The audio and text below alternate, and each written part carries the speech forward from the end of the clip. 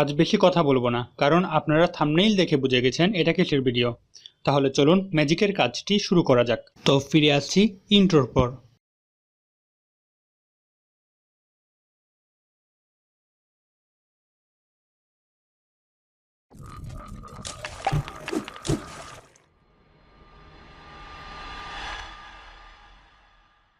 আমি Adobe Photoshop 7.0 ব্যবহার করছি। আপনারা চাইলে আপডেট ভার্সন ব্যবহার করতে পারেন।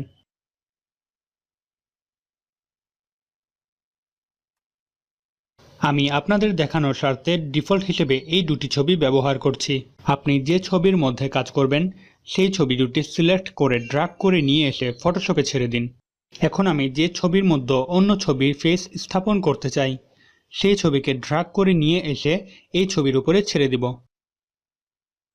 এখন ছোট বড় করে ছবির ফেসটি মিলিয়ে নিব।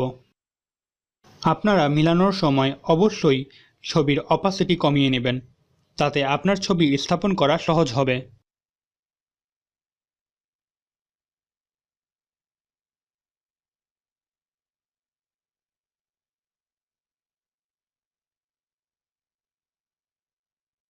ছবি মিলানো হয়ে গেলে এন্টার বাটনে ক্লিক করুন এবং অপাসিটি 100% করে দিন। লক্ষ্য করুন, আমি যে ছবির ফেসটি ডিলিট করতে চাই খেয়াল করলে দেখতে পাবেন আমার লেয়ারটি লক হয়ে আছে। সহজ কথায় যদি বলি, এই লকটি ভাঙার জন্য মাউস দিয়ে ডাবল ক্লিক করলে একটি ডায়লগ বক্স শো করবে। ওকে বাটনে ক্লিক করলেই আপনার লেয়ারটি নিউ লেয়ারে কনভার্ট হয়ে যাবে। যে ছবির ফেস ডিলিট করে অন্য ছবির ফেস স্থাপন করতে চান সেই ছবিটির লেয়ারটি উপরে রাখবেন। মাউস দিয়ে ড্র্যাগ করে উপরে নিয়ে গেলেই আপনি যে ছবির ফেস ডিলিট করতে চান সেটি উপরে চলে যাবে। আমরা টুল বক্স থেকে ইরেজার টুল সিলেক্ট করে নেব। মনে রাখবেন, mode brush, opacity 30%, flow 50%। Eraser to history যদি টিকমার্ক করা থাকে তাহলে টিকমার্কটি তুলে দিবেন। তবে মনে রাখবেন, অপাসিটি ছবির তফাৎ বুঝে বাড়ানো অথবা কমানো হতে পারে। এবার স্মুথভাবে ব্রাশ করুন। ভুলভাল ব্রাশ করলে কন্ট্রোল জেড প্রেস করবেন, তাহলে আগের জায়গায় ফিরে আসবে।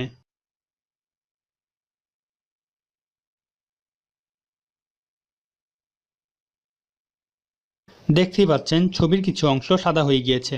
এখন ঠিক করার জন্য আমরা ইরেজার টু হিস্টোরি যদি টিকমার্কটি যদি দিয়ে দেই তাহলে ডিলিট করা ছবির হিস্টোরি ফেরত আনা সম্ভব। আমি এখানে অপাসিটি রাখলাম 15%। একটু স্মুথভাবে ব্রাশ করলেই দেখবেন ছবির জ্বলে যাওয়া অংশটি ঠিক হয়ে যাচ্ছে। টুলবক্স থেকে রেক্ট্যাঙ্গুলার মার্কুই টুল সিলেক্ট করে ছবির যে অংশ কালার মিলাতে চাই শুধু ড্র্যাগ করে সিলেক্ট করে নিব। লেয়ার বক্সে গিয়ে আপনার যে ছবির কালার মিলাতে চান সেই ছবিটি সিলেক্ট করে নেবেন। যে ছবিটির ফেস স্থাপন করেছি সেই ছবিটির কালার অ্যাডজাস্টমেন্ট করার জন্য ইমেজ মেনু থেকে অ্যাডজাস্টমেন্টে গিয়ে রিপ্লেস কালারে ক্লিক করব।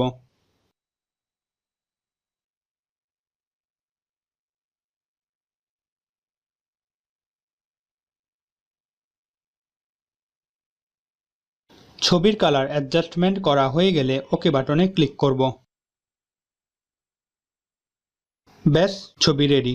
সেভ করার জন্য ফরম্যাটে ক্লিক করুন। জেপিইজি সিলেক্ট করে কাঙ্ক্ষিত ফোল্ডার বেছে নিয়ে সেভ বাটনে ক্লিক করুন। এখন আপনাদের সামনেই ছবির তফাৎ তুলে ধরলাম। কমেন্ট করে আপনার মতামত জানাবেন। এখন অনেকেই জানেন না কিভাবে ইউটিউবে ভিডিও আপলোড করতে হয়। এই ভিডিওটির থাম্বনেল বানিয়ে আপলোড করব। আমার চ্যানেলে কিভাবে থাম্বনেল বানাবেন ভিডিও দেওয়া আছে, আমার প্লেলিস্ট ফলো করতে পারেন।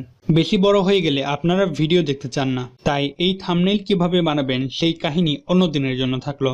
তাছাড়া আমার প্লেলিস্টের ভিডিও তো আছেই।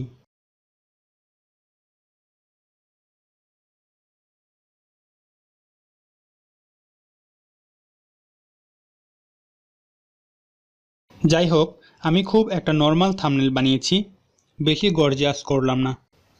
থাম্বনেল করা শেষ, ভিডিও বানানো শেষ, এখন আপলোড করব। আই বাটনে ক্লিক করলে ভিডিওটি পাবেন এবং ডেসক্রিপশনে লিংক দেওয়া থাকবে এবং প্লেলিস্টও রয়েছেই। ভিডিওটি কেমন ছিল সেটি আপনার কমেন্ট বক্সে লিখে জানান এবং যদি ভিডিওটি আপনার ভালো লেগে থাকে তবে অবশ্যই লাইক ও সাবস্ক্রাইব বাটনে ক্লিক করতে ভুলবেন না।